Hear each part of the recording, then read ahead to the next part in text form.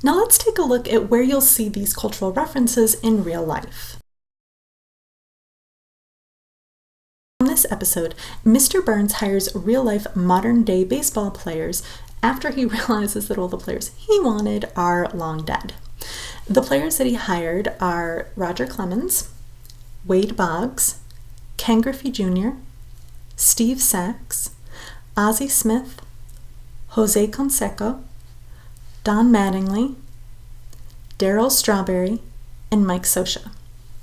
Now, it would have been really easy to make all of the players essentially the same character, but instead they all have unique storylines and unique personalities, which makes this episode stand out. But what makes this episode stand out even more is that all of those characters are being voiced by the real-life baseball players. And that just kind of shows you how popular The Simpsons are in the US culture. That in only their third season, they were able to get 9 professional baseball players who were still wildly popular at the time to come in and read lines for them. Now, I'm not a baseball fan at all, but I still recognize the names. You still hear references to these characters in modern media. For instance, Wade Boggs is referenced as part of a cross-country drinking game in It's Always Sunny in Philadelphia. Hello, Charlie. Oh, shit! You're the ghost of Wade Boggs! I'm not a ghost, Charlie. You're just hallucinating. You've had over 30 beers, dude. You did? Nice, man. You know your friend Mac is right. Oh, yeah? I didn't win 5 batting titles because it was fun. Right. I won it because I wanted to be the best. Do you see what I'm saying? Nah, not really, man. There's nothing more fun than winning. So come on, drink up. I'll have one with you. Nice. Yeah. Let's do it, All boys. right. Let's drink. Cheers. Now, you heard this song several times throughout the episode.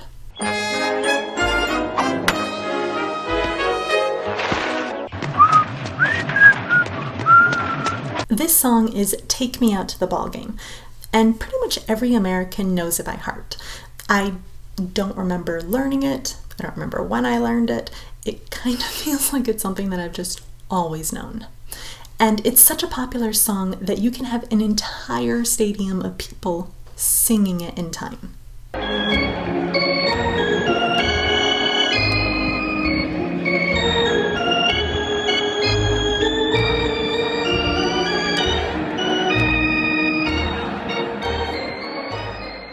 Now, this song was apparently recorded over 100 years ago, and it still shows up in any TV show or movie about baseball.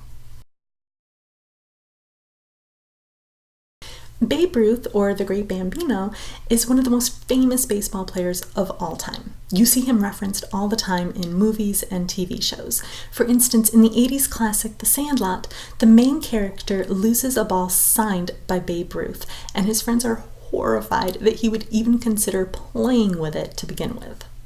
You mean to tell me that you went home and swiped a ball that was signed by Babe Ruth, and you brought it out here and actually played with it? And actually played with it? Yeah, but I was gonna bring it back. But it was signed by Babe Ruth. Yeah. You keep telling me that. Who is she? What? The Sultan of Swat. The King of Crash. The Colossus of Clout. The Colossus of Clout. Babe Ruth! The Great Bambino! Oh my God, you mean that's the same guy? Yes! He shows up in a lot of memes mocking modern players for using performance-enhancing drugs. Now, while he's known as a great player, he's also got a reputation of being a bit of an alcoholic. Ooh, there's Ulysses S. Grant, Babe Ruth, Ben Franklin. Early to bed, early to rise. You think you're better than me, huh?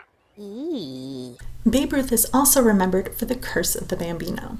Now, he originally started playing for the Boston Red Sox and even helped them to win the World Series in 1918. But that same year, he was traded to the New York Yankees. And that's when the Curse of the Bambino started. So a common myth in baseball was that after they traded Babe Ruth to the Yankees, the Red Sox were doomed to never win another World Series. And it kind of felt like that.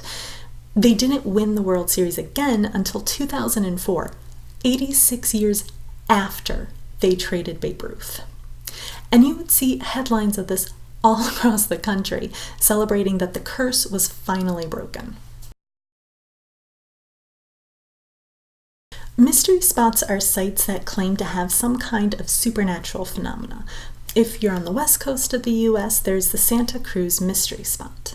They claim to have a gravitational anomaly. Other mystery spots in the US include the Mystery Hole in Ansted, West Virginia, and the St. Ignatius Mystery Spot in Michigan.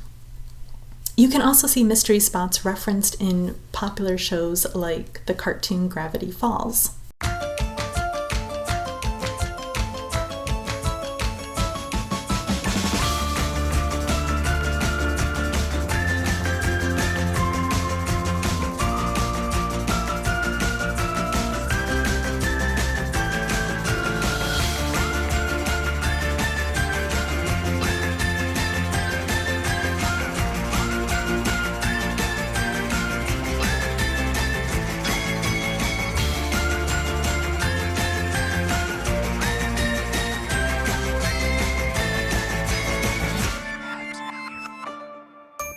Now, mystery spots and other similar roadside attractions are all over the United States.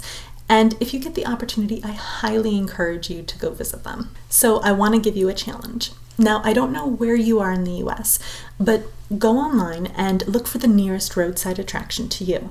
If you're in a big city, try to get out of it and go to a small town tourist attraction. Now, some of these attractions might be kind of weird and probably really corny, but it's a really fun part of American culture that not everyone gets to experience.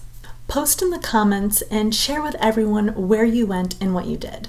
And if you're not in the US, try to do this in your home country or whatever country you are in right now. I'm sure people that are traveling abroad would love to know different, unusual places that they can visit.